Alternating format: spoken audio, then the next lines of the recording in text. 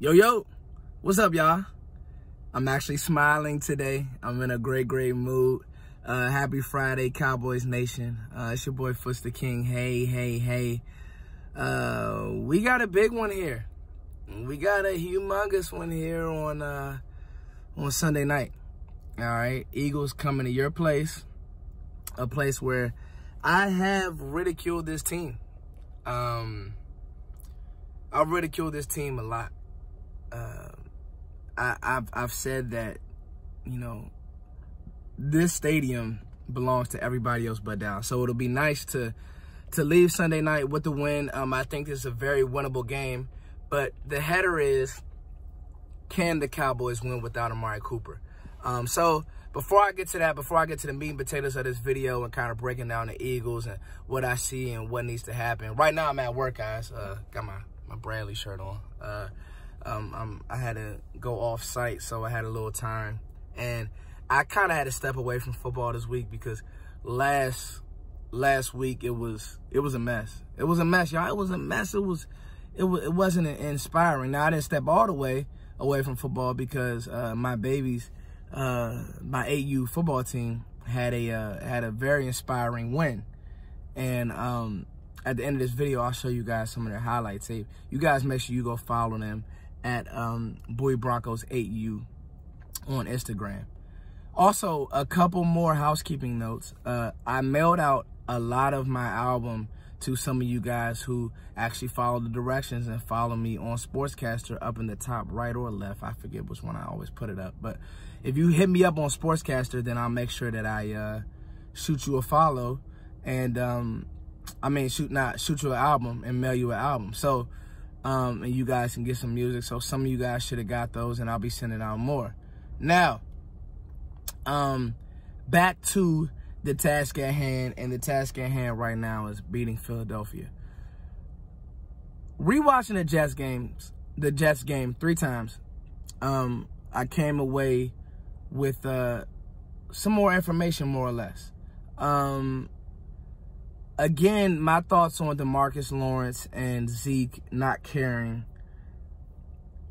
It was the way that they ran, and I feel like I was validated rewatching film. It was a run, I believe, in the second or third quarter. Zeke had a clear lane and bounced it out, and he just sticks his head in there, status quo. You know, didn't hit the hole. I mean, didn't see that lane, didn't run with vision. That's what I mean by not caring. Zeke is a better player. Zeke has to be the Zeke of 2016, you know, when he was just taking over games, outplaying Le'Veon Bell, you know, the long runs against the Cincinnatis. And, you know, Zeke has really all that in his bag, but got paid and went away, all right? Some can make that same argument with Gurley and a couple others, but you're looking at a Christian McCaffrey who's, I mean, I hate to play this game, but Christian McCaffrey is just taking over the league. You know, you hear so many stereotypes, white running back here, white running back my ass. That boy cold, period. You know, throw him the ball, run the ball. You know, run C-Mac or whatever they're calling him in Carolina. You know, Cam Newton who. And that's what I'm saying. With no help on the outside now. I mean, DJ Moore and Jerry Rice. So, my point is, you know, Ezekiel Elliott, it was a time when it was like, you know, this offense needs to run through Zeke. I get it, but my header is what it is. Can this team win a game without Amari Cooper? And maybe they can win a game against bad teams, but maybe they can't because you couldn't beat the Jets without him. And I know Devin Smith, that was a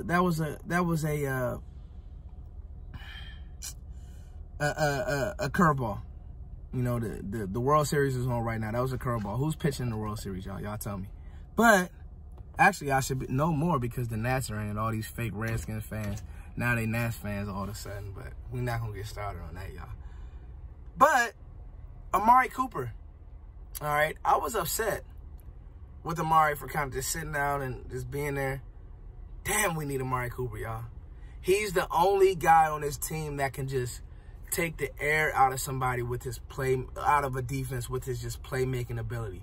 Like, if you don't take the right angle, he can house call a run after catch. The speed. And if Michael Gallup, who I pumped up this whole offseason is going to drop the ball 3 times, if he's going to, you know, not be on the same page with Dak, you need to pay Amari Cooper yesterday. You need to pay Amari Cooper yesterday. Not today, yesterday. Like, he needs his money in hundreds. He needs his money, you know, immediately.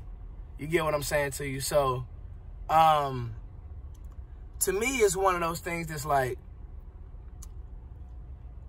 what he does for the offense, especially against a game, especially against a team like Philly, who he has already given just nightmares at their place, at our place.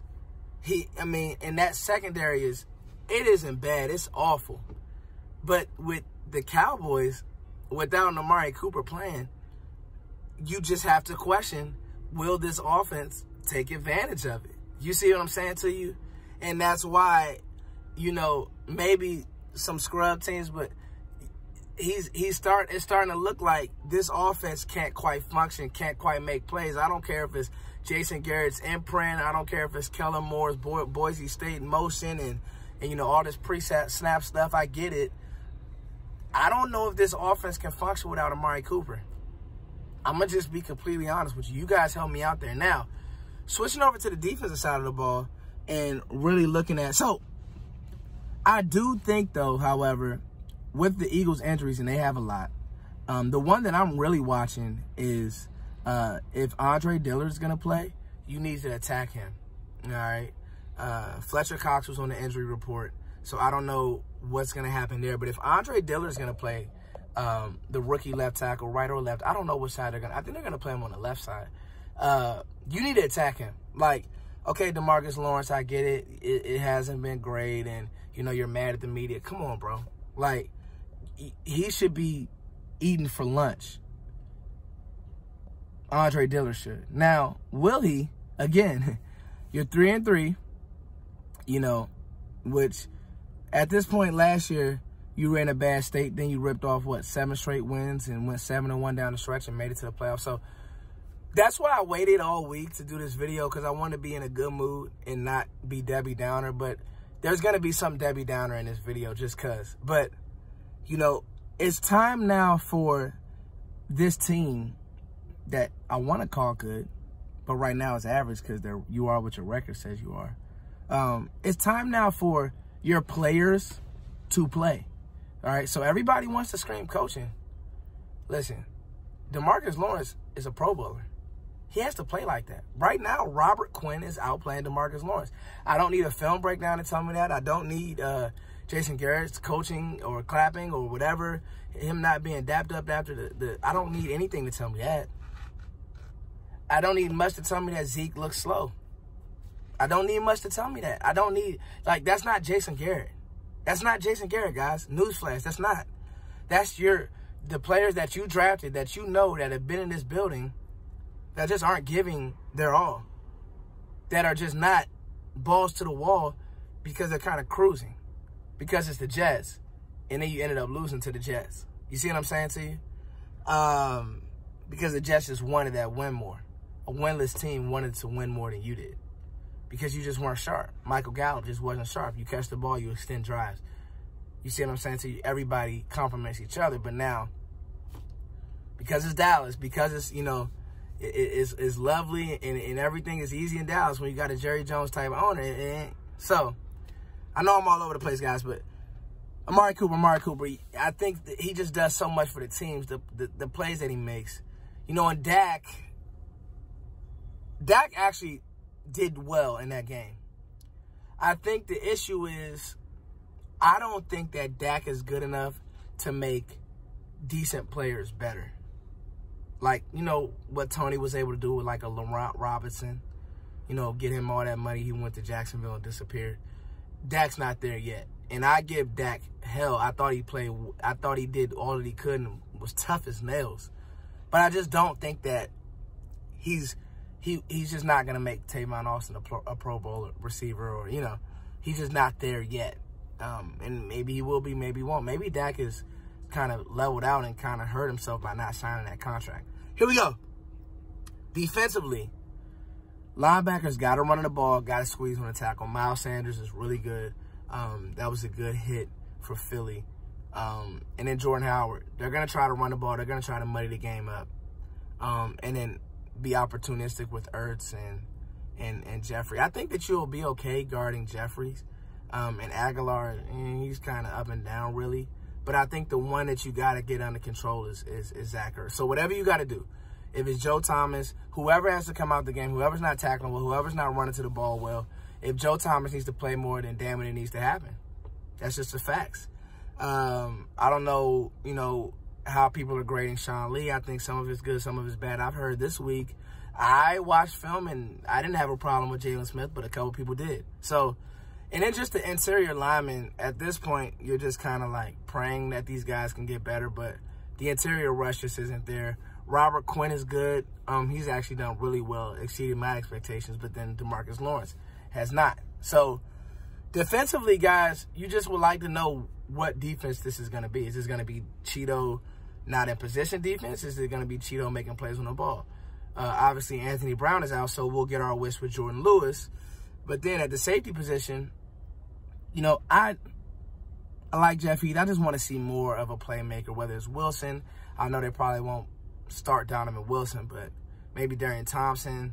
And then X Woods, I forgot that he even plays on the team. So let's see if we can maybe get a few turnovers. I know Leighton had that pick last year against Philly, which was huge, and kind of had Carson Wentz, who I got reserved thoughts about Wentz. Got reserved thoughts about Wentz. But listen, this is a winnable game, guys. All right, I feel good about this game.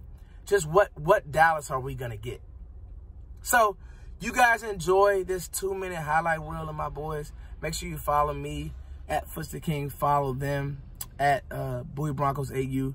Remember, if you follow me on Sportscaster, I'm mailing you a free album. It's just that simple. Follow me and look out in the mail. Click done, and then go to my email. Shoot me your address, and it's just that simple. All right, y'all. It's your boy Foots. Thank you guys always for supporting me. I know my last video, I wasn't that happy, and it was a mess. But today is Friday. I feel good. So let's get this win, Cowboys fans. I'll be on Sportscaster on Sunday going live before the game. Peace.